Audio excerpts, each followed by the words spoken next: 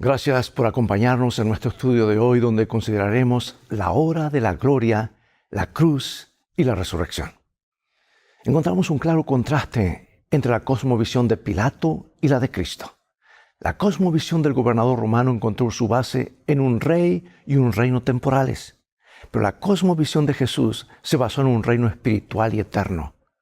Sin embargo, era evidente que Pilato percibía al hombre que tenía delante como alguien diferente a los demás. Ciertamente no lo veía como lo hacían los líderes judíos y la turba, como alguien que merecía una ejecución cruel. Y en la breve pero significativa interacción entre los dos, Jesús le dijo a Pilato que había venido a este mundo para dar testimonio de la verdad. Todo el que es de la verdad oye mi voz. Y el vacilante Pilato nunca había oído a nadie hablar de la verdad de manera tan segura y autoritaria. Y en respuesta Pilato formuló esta pregunta eterna: ¿qué es la verdad? Pilato, sin embargo, no esperó la respuesta de Jesús a esa pregunta crucial. Solo podemos imaginar cuál podría haber sido la respuesta de Cristo si hubiera tenido la oportunidad de responder. ¿Será que emulamos la impaciencia de Pilato? Le hacemos a Dios algunas buenas preguntas, pero frecuentemente no esperamos sus respuestas. ¿Cuán diferentes serían nuestras vidas si escucháramos más lo que Dios tiene para decir? Tristemente, con demasiada frecuencia estamos centrados en nosotros mismos y no en Cristo. Imagínate todas las ideas útiles que Dios podría darnos si simplemente nos quedáramos quietos y lo escucháramos más. Es interesante notar que la crucifixión, la muerte más vergonzosa y humillante, es presentada por Juan como un evento sumamente glorioso, porque con su muerte Jesús, como segundo Adán, derrotó a Satanás y cumplió la misión de salvar a la humanidad pecadora. Y una vez cumplida la misión de salvación de Jesús, su Padre aceptó su sacrificio e hizo posible que todos los que creyeran en su Hijo fueran salvos. Profundizaremos más en un momento.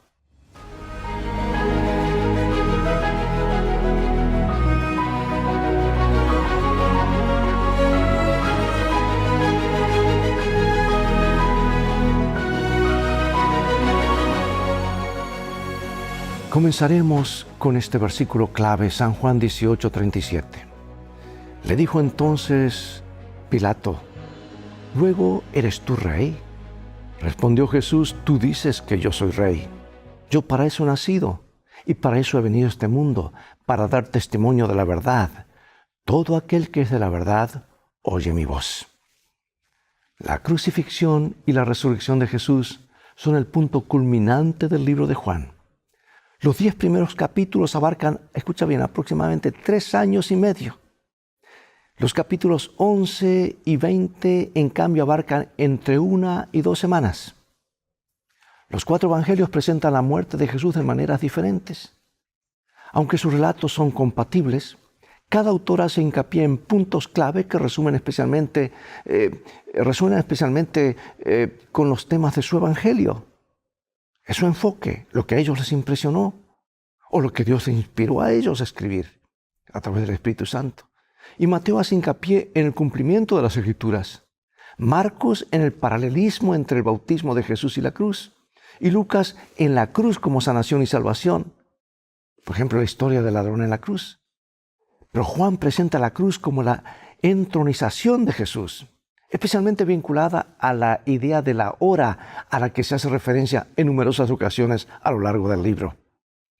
Esta idea de entronización es una imagen paradójica, ya que la crucifixión era la forma más ignominiosa y vergonzosa de morir que utilizaban los romanos.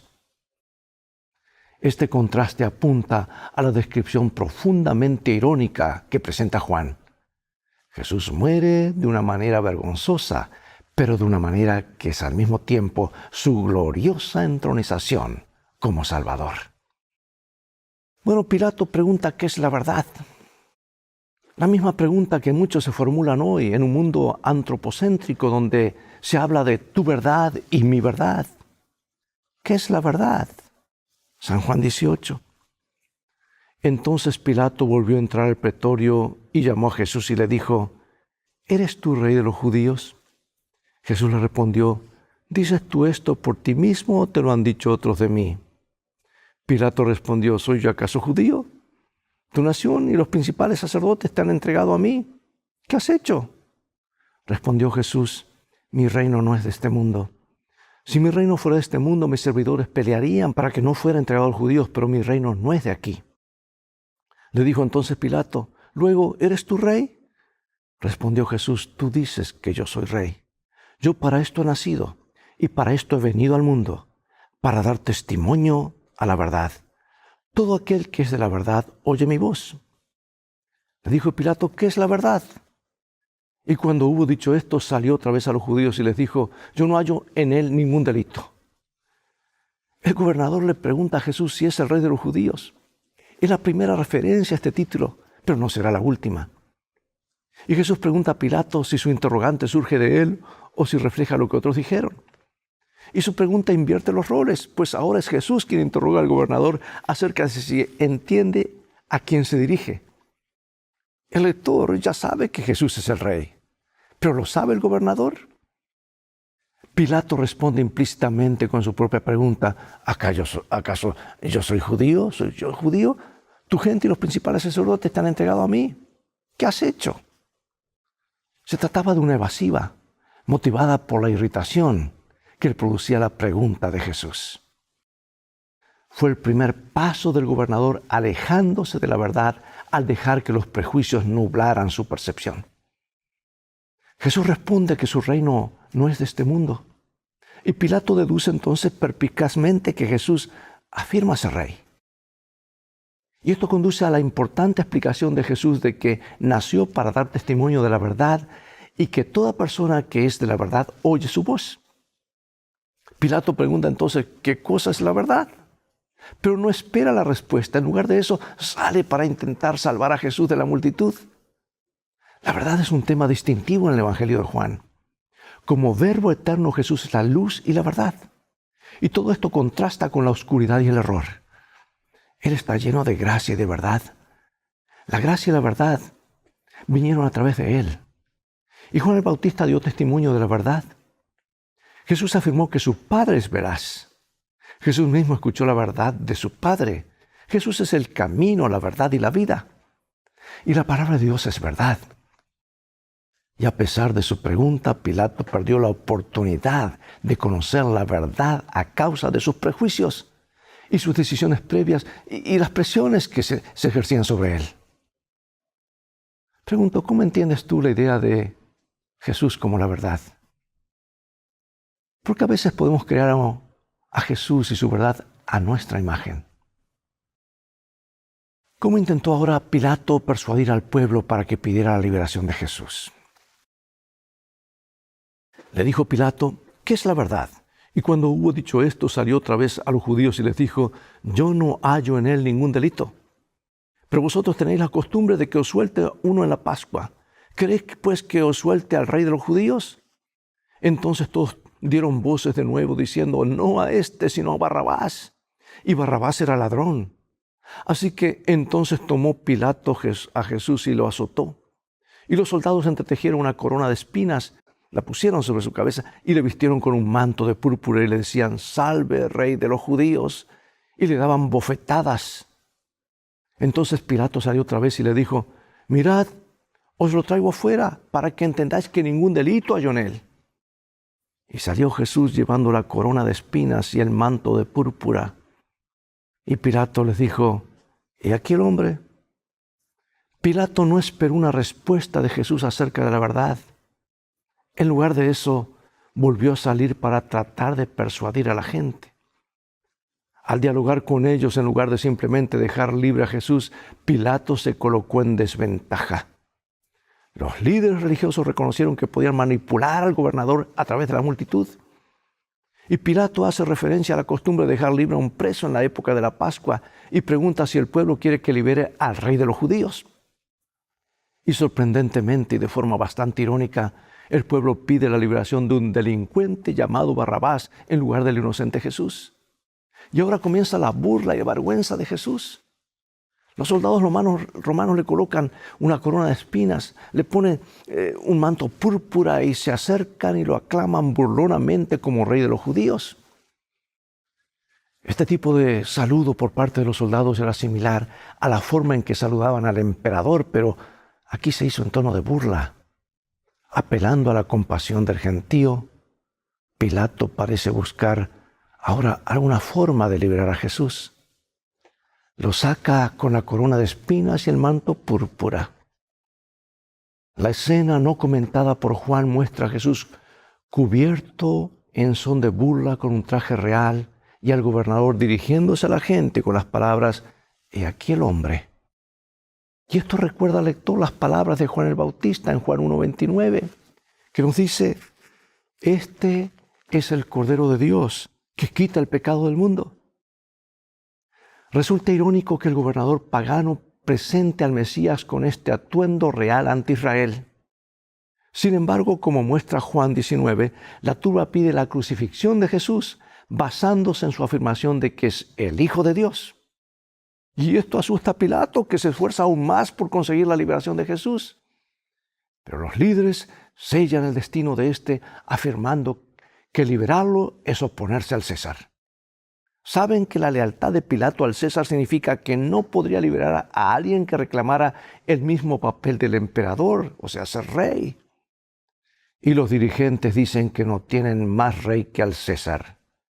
Y su profundo odio hacia Jesús era mayor que sus aspiraciones nacionales. Y para librarse de Jesús, estaban dispuestos a sacrificar sus pretensiones de autonomía nacional. ¡Qué espanto!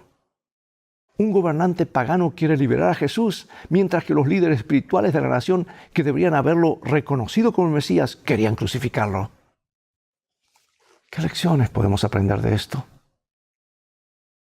Como muestra Juan 19, Pilato dispuso una inscripción en latín, griego y hebreo que decía: «Jesús Nazareno, Rey de los Judíos». Los líderes religiosos querían que fuera modificada. Pilato se negó y la inscripción permaneció como testigo mudo de la verdad acerca de Jesús y como uno de los indicadores de que Jesús está entronizado en la cruz como rey. ¿Captas tú el significado? Lo que pareció lo peor de lo peor lo transforma en lo mejor de lo mejor. Todo lo que Jesús toca lo cambia. Él puede tocar tu vida, hacerla diferente, hacerla gloriosa, y lo hará por la eternidad. Y aquí estaba Jesús, verdaderamente su rey, el rey de los judíos, pendiendo de una cruz como un vulgar criminal. Escucha este comentario. Un poder superior a Pilato y a los judíos había dirigido la colocación de esa inscripción sobre la cabeza de Jesús. En la providencia de Dios tenía que incitar a la reflexión e investigación de las Escrituras. Y ahora, una escena realmente conmovedora relacionada con la madre de Jesús. San Juan capítulo 19. Estaban junto a la cruz de Jesús su madre y la hermana de su madre, María, mujer de Cleofas, y María Magdalena. Cuando vio Jesús a su madre y al discípulo a quien él amaba, que estaba presente, dijo a su madre: «Mujer, he ahí tu hijo». Después dijo al discípulo: «He ahí tu madre». Y desde aquella hora el discípulo la recibió en su casa. O sea que entre los que estaban al pie de la cruz aquel día se encontraba Juan, el discípulo amado, junto con María, la madre de Jesús, y otros. Muchos años antes, Simeón había predicho esta misma experiencia cuando José y María llevaron a Jesús al templo para consagrarlo. Y ahora en sus últimos momentos Jesús habla a su madre: «Mujer, ahí tienes a tu hijo». Y a Juan le dice: «Ahí tienes a tu madre». Y ahora, hermanos, las palabras claves que sacuden al universo. ¿Qué significado tienen las últimas palabras de Jesús? Consumado es. Después de esto, sabiendo Jesús que ya todo estaba consumado, dijo: «Para que la Escritura se cumpliese, tengo sed». Y estaba allí una vasija llena de vinagre. Entonces ellos empaparon en vinagre una esponja y poniéndola en un hisopo, se la acercaron a la boca.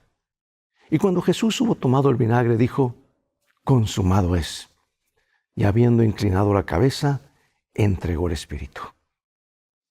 El verbo griego teleo, o sea, terminar, completar, llevar a cabo, en este versículo 28, que todo quedaba terminado, es el mismo que se utiliza en el versículo 30, consumado es.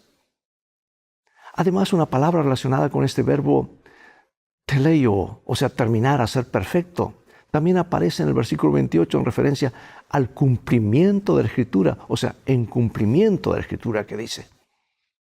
Pero horrible que fuera la escena. Todo se estaba cumpliendo, realizando, completando, cuando Jesús dice, consumado es. Ahora está completando, cumpliendo la obra que el Padre le encomendó. Consumado es. Lo dijo en el jardín del Edén, lo dijo en la cruz, lo dirá antes que el tiempo de gracia termine. Cuando el tiempo de gracia termine, y lo dirá una vez más, cuando se haga nuevo el cielo y la tierra. ¿Qué significa eso para cada uno de nosotros? ¿Qué fue lo que concluyó y cómo se aplica eso a nuestra vida? Y ahora llegamos a aquel domingo, aquel glorioso domingo, cuando la tumba se transformó en un túnel. ¿Qué importancia tiene para nosotros lo que se describe en estos versículos? San Juan 20, del 1 al 7. El primer día de la semana, María Magdalena fue de mañana, siendo aún oscuro, al sepulcro, y vio quitada la piedra del sepulcro. Entonces corrió y fue a Simón Pedro y al otro discípulo, aquel al que amaba Jesús, y le dijo, se han llevado del sepulcro al Señor y no sabemos dónde le han puesto. Y salieron Pedro y el otro discípulo y fueron al sepulcro. Corrían los dos juntos, pero el otro discípulo corrió más aprisa que Pedro y llegó primero al sepulcro. Y bajándose a mirar, vio los lienzos puestos allí, pero no entró. Luego llegó Simón Pedro tras él y entró en el sepulcro y vio los lienzos puestos allí y el sudario que había estado sobre la cabeza de Jesús, no puesto con los lienzos, sino enrollado en un lugar aparte. Jesús murió el viernes por la tarde y resucitó el domingo temprano. Como el sábado estaba cerca cuando fue sepultado, resulta que el proceso de sepultura se hizo apresuradamente y no fue completado. Por mucho que amaran a Jesús, sus seguidores guardaron el día de reposo y no fueron al sepulcro durante las horas sagradas. Pero después del sábado, algunas mujeres compraron especias para llevarlas al sepulcro el domingo en la mañana. Era, dice, aún oscuro. Pero para su sorpresa, la piedra había sido movida y el sepulcro estaba vacío. María Magdalena fue una de las primeras en llegar al sepulcro. Corrió a contar a Pedro y a Juan lo que había visto. Los dos hombres corrieron hacia allí. Juan se adelantó a Pedro y llegó primero. Parece que era más joven, corría más rápido. Se inclinó, miró adentro y vio los lienzos con los que habían envuelto a Jesús. Pero no entró. Pedro, en cambio, entró y vio los lienzos. Vio también el lienzo que había estado sobre la cabeza y el rostro de Jesús, pero no estaba con el resto de los paños. Estaba doblado y puesto aparte. ¿Qué implicaba el paño puesto aparte y doblado? Entonces entró también el otro discípulo que había venido primero al sepulcro y vio y creyó, porque aún no habían entendido la Escritura, que era necesario que Él resucitase de los muertos, y volvieron los discípulos a los suyos. Después de que Pedro entrara en el sepulcro, entró también Juan. Y Juan 28 dice que entró y vio y creyó. ¿Por qué el hecho de ver los lienzos de la tumba y el paño del rostro puesto a un lado y doblado hizo que Juan creyera que Jesús había resucitado? Para responder a esta pregunta es necesario reflexionar en primer lugar acerca de por qué la tumba estaría vacía. La respuesta más común sería atribuir aquello a los ladrones de tumba. Pero esta explicación no es satisfactoria, al menos por tres razones. En primer lugar, Mateo dice que la tumba estaba custodiada, lo que hace improbable la opción del robo. Segundo, los ladrones de tumba suelen robar objetos de valor, no cuerpos en estado de descomposición. Y tercero, los ladrones de tumbas tienen prisa y no doblan los lienzos de las tumbas. No es de extrañar, pues, que cuando Juan vio el paño doblado, creyera que Jesús había resucitado. ¿Y qué sucedió aquí que muestra por qué María Magdalena aún no comprendía el significado de la tumba vacía? Pero María estaba afuera llorando junto al sepulcro y mientras lloraba, se inclinó para mirar dentro del sepulcro. y vio a 2 ángeles con vestiduras blancas que estaban sentadas el uno a la cabecera y el otro a los pies, donde el cuerpo de Jesús había sido puesto. Y le dijeron: mujer, ¿por qué lloras? Les dijo: porque se han llevado a mi Señor y no sé dónde le han puesto. La última referencia anterior hecha a María en el texto se refiere a su diálogo con Pedro y Juan acerca de la tumba vacía. Ellos corrieron al sepulcro y ella volvió allí poco después. Y luego de que Pedro y Juan inspeccionaran el sepulcro, abandonaron el lugar. Pero María volvió y se quedó allí llorando. Sin duda había llorado mucho durante los últimos días. Ese fin de semana fue terrible. ¿Y ahora también esto? Se inclinó, miró adentro. Para su sorpresa, 2 ángeles vestidos de blanco estaban en la tumba, sentados donde había estado el cuerpo de Jesús. Le preguntaron: mujer, ¿por qué lloras? Y su dolorosa respuesta fue que se habían llevado a su Señor y que no sabía dónde lo habían puesto. ¿Qué cambió todo para María? Cuando había dicho esto, se volvió y vio a Jesús que estaba allí, mas no sabía que era Jesús. Jesús le dijo: mujer, ¿por qué lloras? ¿A quién busca? Ella, pensando que era el hortelano, le dijo: Señor, si tú no lo has llevado, dime dónde lo has puesto y yo lo llevaré. Jesús le dijo: María. Volviéndose ella, le dijo: Raboni, ¿qué quiere decir maestro? Jesús le dijo: no me toques, porque aún no he subido a mi Padre, mas ve a mis hermanos y diles: subo a mi Padre y a vuestro Padre, a mi Dios y a vuestro Dios. Fue entonces María Magdalena para dar a los discípulos las nuevas de que había visto al Señor y que Él le había dicho estas cosas. Con los ojos cegados de lágrimas, María se volvió y vio a alguien de pie detrás de ella. Y con palabras parecidas a las de los ángeles, el forastero le pregunta: mujer, ¿por qué lloras? ¿A quién buscas? Ella cree que está hablando con el encargado del huerto y le pide ayuda para encontrar el cuerpo de Jesús. Y el forastero dice una palabra: María. Fue una revelación de una sola palabra que cambió el mundo. De repente, la sorprendida María se da cuenta de que Jesús resucitado le está hablando y lo reconoce. La reconoce y Jesús insiste en que no lo detenga, pues debe ascender a su Padre.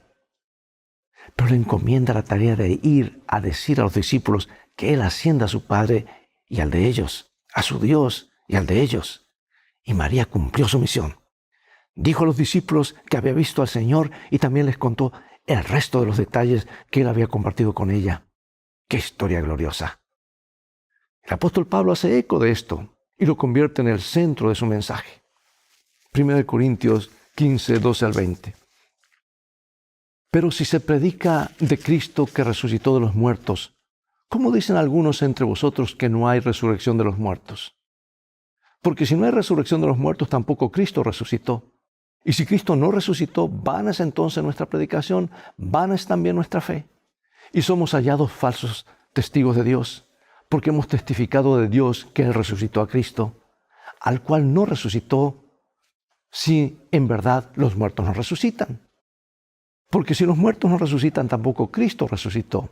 Y si Cristo no resucitó, vuestra fe es vana, aún estáis en vuestros pecados.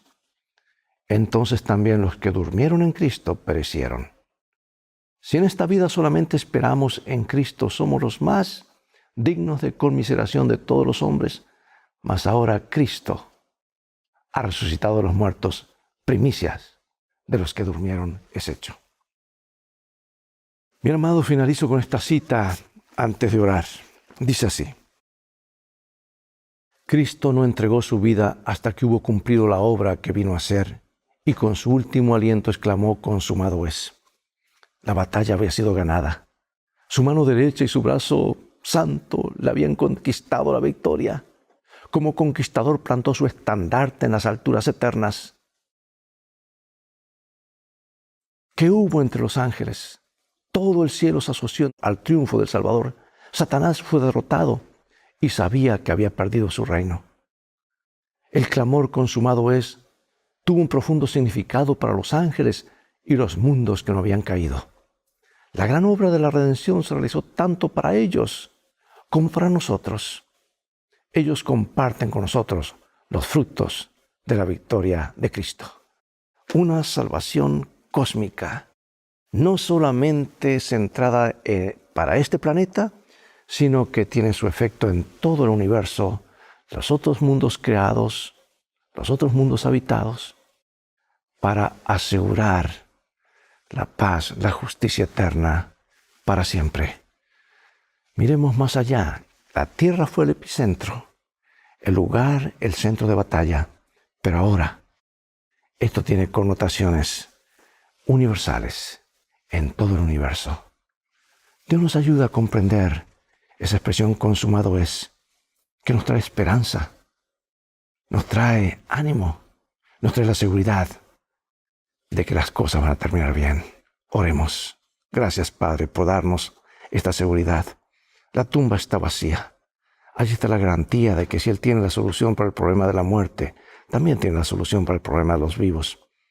Y tiene la solución eterna para el problema del mal. Y gracias porque descendió, se encapsuló a sí mismo, bajó esta tierra para enseñarnos el camino de regreso al hogar. Queremos estudiar, profundizar más, vivir, sentir, estar compenetrados con este mensaje. Contemplar más a Jesús que no solamente muere, resucita y hoy intercede por nosotros. Bendícenos, sabemos que lo harás porque lo pedimos en el nombre de Jesús. Amén. Gracias por acompañarnos. Es todo el tiempo que tenemos por hoy. Y recuerda, tú vales mucho para Jesús. Él te ama más de lo que puedes imaginar. Y en este viaje de la vida, todo va a terminar bien, porque tenemos un GPS infalible, que es la palabra de Dios, y un guía que sabe el camino. Así que las cosas van a terminar bien. Maranatá, Dios te bendiga.